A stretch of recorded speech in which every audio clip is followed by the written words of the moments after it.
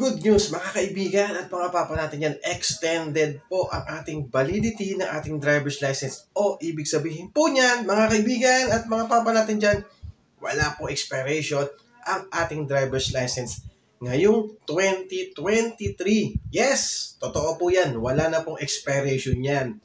Kasi kung matatandaan ninyo, dati nagbaba ng memo si LTO na simula April hanggang October 31 ay hindi po ma-expire ang ating driver's license.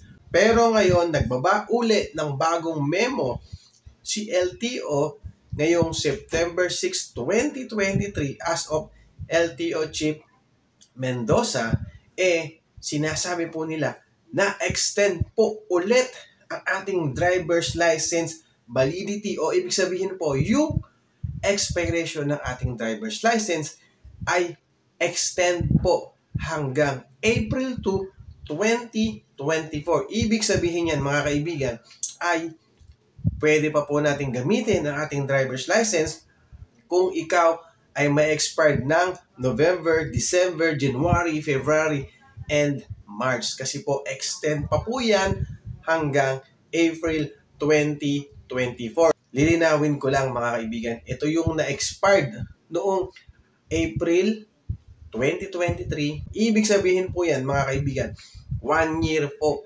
na hindi ma-expired or hindi tayo pwedeng tikitan o hindi tayo pwedeng mahuli na ang violation natin ay expired yung ating driver's license. Mga kaibigan, kung gusto po ninyo makakuha ng memo para safe or para mas sabihin natin na iwas sita tayo sa checkpoint kasi baka mamaya magkabiglaan, baka mamaya wala pang hawak yung mga checkpoint natin dyan, mas maganda isave ninyo po yung memo ni LTO. Pwede nyo po siyang makuha dito sa page ni LTO. Yan, mas maganda po meron kayong kopya niyan para pag dumating yung checkpoint, lalo na ngayon, napakadaming checkpoint ngayon. Kasi malapit na yung election. Kaya, mas maganda, may dala po tayong memo. Yan, mga kaibigan, na nag-update lang po ako sa inyo. At doon sa mga nangangamba na ma-expire yung driver's license nila hanggang October 31, wag na po kayong mabahala kasi extend po yan hanggang April 2024.